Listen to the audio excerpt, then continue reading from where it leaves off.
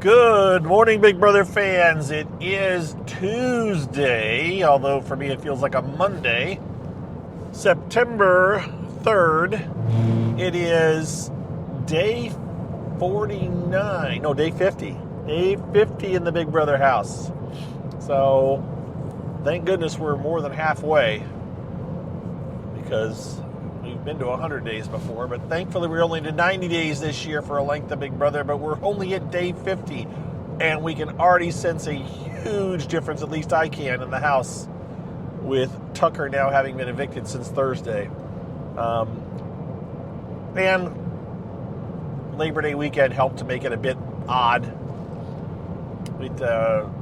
It took me kind of like this morning going like, wait a minute, I didn't record anything yesterday. That was my brain process of, I never recorded anything. Now, I did record like a 30-minute podcast on Sunday, recapping the events that had gone on up until then, including the power veto. And so what we did have yesterday was the power veto meeting. So I need to catch up on that. But there won't be a ton of catching up because it's pretty straightforward, and this is where things are going to start to slow down. And it's not just because Tucker went, although it is kind of because Tucker went. The unpredictability is a bit less. It is less unpredictable with Tucker not in the house. Although I will say the power veto meeting would be unpredictable by some people's standards. So we had the feeds. I was, again, I didn't work yesterday, so I was up when the house guests got woken up, and the feeds flipped very quickly. Like within 10 or 15 minutes, they flipped from house guests got woke up to the animals, to the adoptable animals, which is usually when something's going on. And I'm like, well, this is early. And all I had managed to catch up on was that Leah had implied to Quinn that she wasn't going to use the power veto. Now remember, to catch everyone up, Quinn had dominated Rubina, Angela, and Chemo, and had said to various people that his target was either Angela or Rubina. But there was talk that Leah might want to use the power veto to save Angela, and Quinn did not want her to do that. So I feel fairly safe in saying that Quinn's biggest target was Angela. But Leah had said that she made a final two with Angela, and if she makes it to the end, she wants at least one vote, and she thinks that Angela will be her only vote, which is a stretch of a reason that you're doing it for one vote in finals. But of course, that's what she said. That doesn't mean that's how she really feels. So we thought, well, it's possible that she may or may not use it. And the feeds were down for 2 hours, I think. 2 or 2.5 hours, somewhere in there. Much longer than we expected, to the point where people were like, I was even saying, well, it might be a Labor Day party, because they'd had a Labor Day party last year. That's as far back and as deep as I went into it. Although it was a nighttime Labor Day party, it was not a 10:30 in the morning Labor Day party. But the feeds came back, and Angela was no longer on the block. Leah had saved her. And in her place, Quinn put up Joseph, which was kind of, was it surprising? I don't know. Joseph was the third vote to save Tucker. So now you have the 3 people that voted not to evict Tucker on the block. So that's the potential logic as to why Quinn put up Joseph. But Joseph was a bit stunned. He was pretty unhappy with his situation. Talked to Leah. Leah teared up and apologized to him.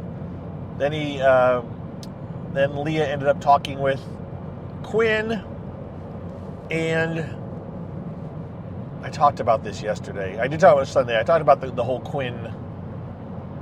Did I talk about the Quinn thing? I don't think I did.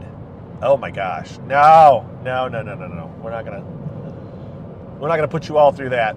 I'll talk about it briefly in a second. But Quinn talked to Leah and told her, you know, you kind of messed up my game, but he wasn't that mad at her, and she just kind of waves her hand, and he just kind of goes like, oh, that's okay, it's all right, don't worry about it. I'm doing the silly voice because he does silly voices when he talks to her.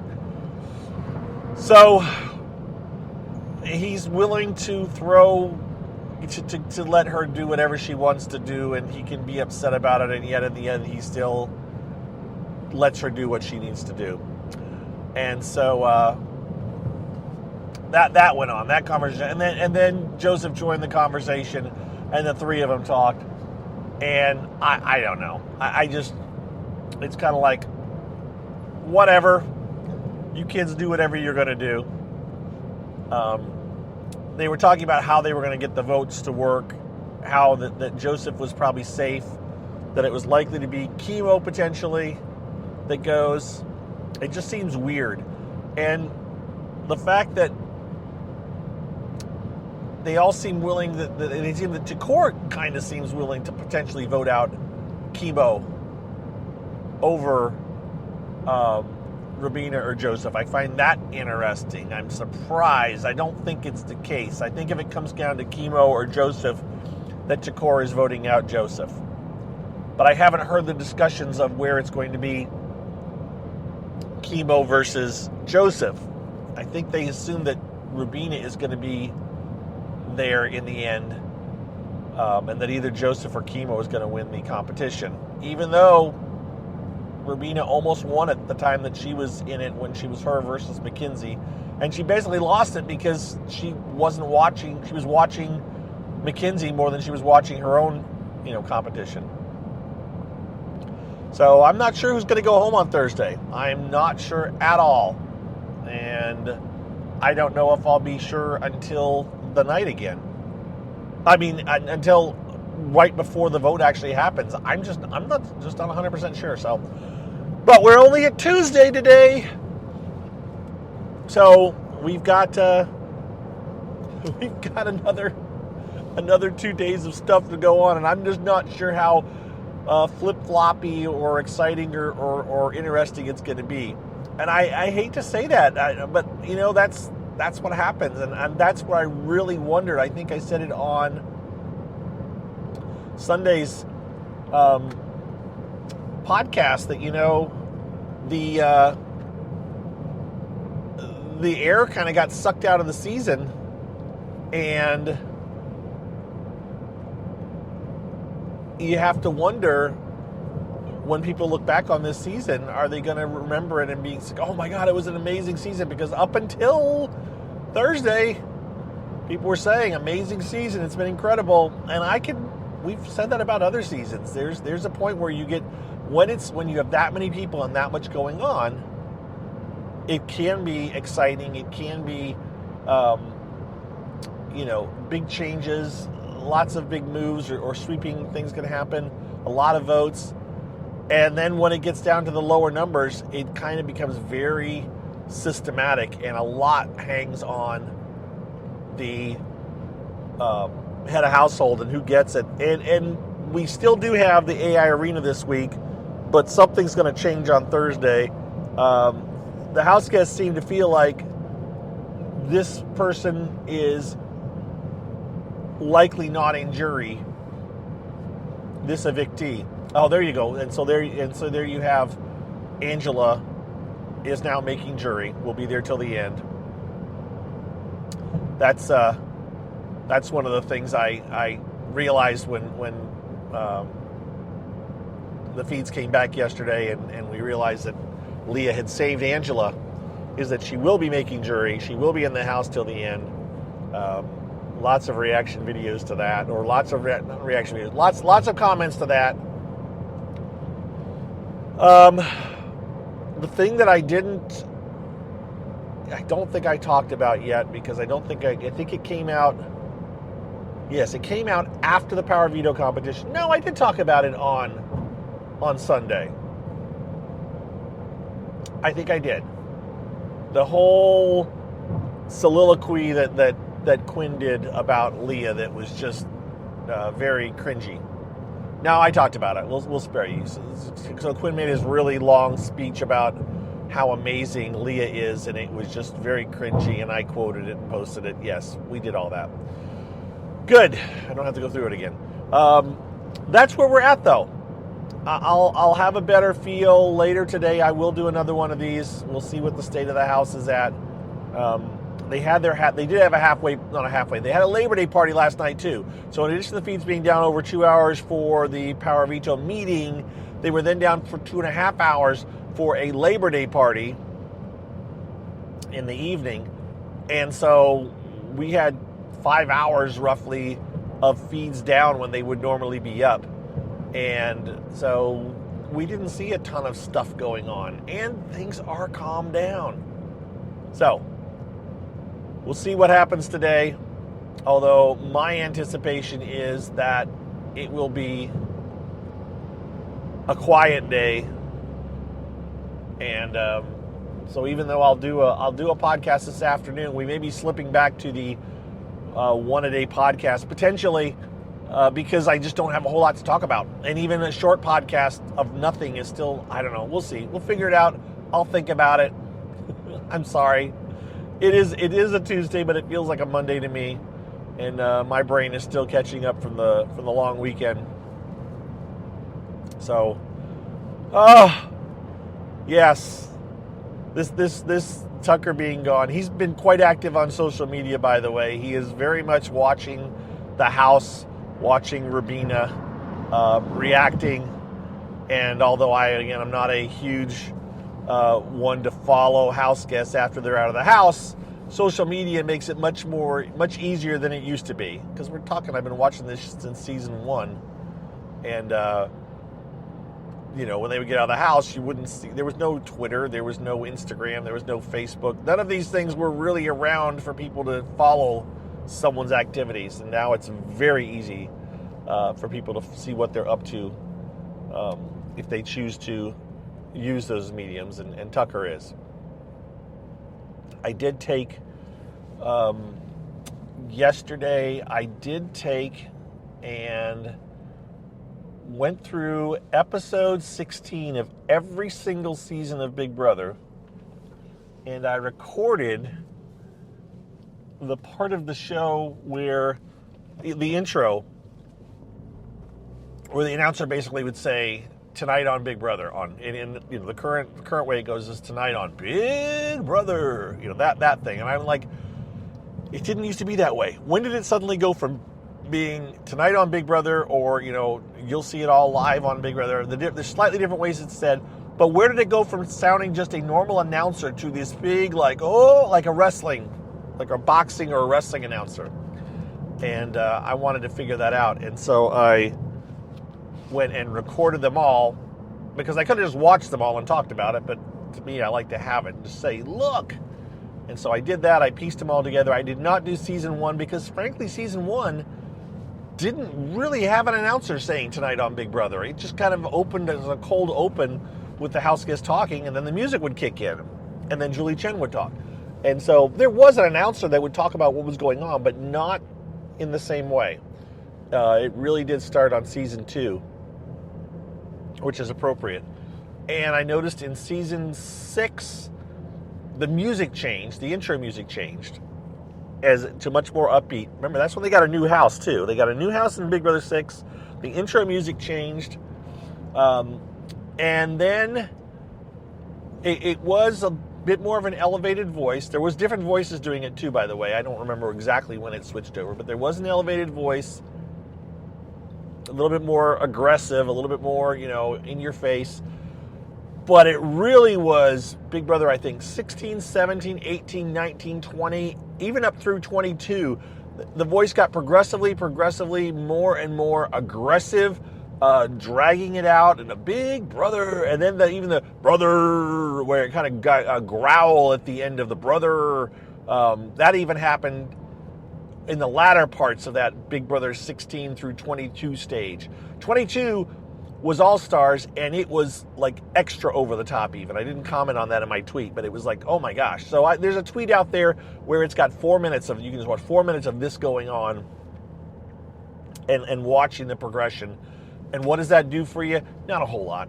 It satisfied my curiosity because I was curious as to when things got the way they did. And it was, again, as I said, Big Brother 16 through 20, and then 21, 22.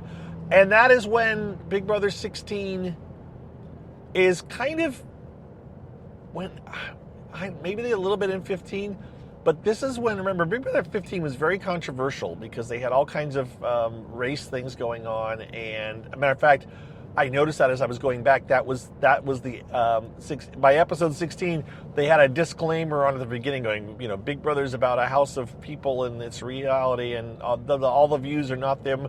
It was a big disclaimer right at the beginning of Big Brother, and it is still there on the replays on Paramount Plus. So that was interesting. But so Big Brother 16 is almost, they were like, you know what, we need to family friendlify this up. Let's just add extra sound effects. Let's make it more cartoony. Let's make the comps fun. That's when they started doing it really, really hardcore. Was Big Brother 16, the announcer got more over the top. So yeah, that was season 16 when I really noticed it. And so that's you know, it's almost because, I think in part because of Big Brother 15, that they went extra and extra silly and extra sound effects. That was the other thing that prompted me to do this. Was I listed all the sound effects on the Power Veto competition yesterday, or on Sunday. On Sunday's episode, I watched Sunday's episode on Monday. I didn't watch it Sunday night, and it was the chicken wire thing, and I listed all the sound effects that they used, and there was a long, long list of sound effects, and it just annoys me that they feel they need to do so many sound effects. You know, if the ball, the egg hitting the ground, the egg rolling, the like Mackenzie tapped the side of her head, and they made a wood knocking sound. It's just I get it in some ways, and in other ways, it just drives me crazy. By the way, on that POV competition, here's another thing that happened, and this shows you the state of the fandom. Angela decided the first 3 house guests who dropped an egg were have-nots. Well, as it ended up, Quinn is one of the first 3 that dropped it. So since he's had a household, he didn't have to do it. So that was why he didn't have to be. So that's why there's only Mackenzie and Chemo as have-nots this week, because Quinn was the 3rd one. But Angela, knowing that, waited and would not start the competition until the have-nots had been determined, right? And so she just kind of sat there and just waited, didn't want to risk dropping an egg. And people online are mad at her that she didn't try to compete. They wanted her to be a have-not so bad that they felt that she was cheating by not participating until have-nots had been determined. And that's I had a little mini argument with a couple of people online that were yelling that she was a cheater. They just thought she's not cheating not to participate. You don't have to participate in a competition. She was giving up the chance to be head of household because she felt that was not as bad as being a have-not would have been. That's all it is. You can be mad at her, but she didn't have to do it, and she didn't. She didn't get in trouble because there was no trouble to get in. All right. Well, I found a mini little rabbit hole to go down to and talk longer than I expected. So there you go. We are at the place right now where it is either Rubina, Joseph, or Chemo getting evicted on Thursday. And we'll talk more about it this afternoon. We'll see what develops, if anything interesting happens, if any of these alliances that are starting to reform are real. Are we going to get an all-girls alliance? Are we going to get... Quinn seems to think that Tikor is is in camp with him, and Takor pretty much badmouths Quinn behind his back for putting up like Rabina and Joseph and Chemo. Sorry, not Rabina. Chemo. So yeah, I don't think she's a big fan of Quinn, but Quinn seems to be oblivious and seems to think. I think she's not telling him directly. All right, that's it. Now I'm out of here. We will talk to you guys on this afternoon, and I'll let you know what's up. Thank you for listening. I hope you have a wonderful Tuesday.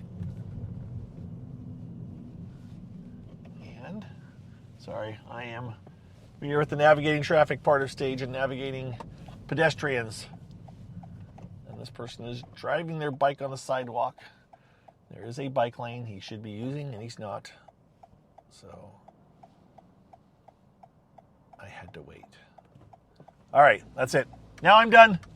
Goodbye. Take care. Thanks for listening. Thank you to all my supporters. It's appreciated. And we'll talk to you this afternoon. See ya.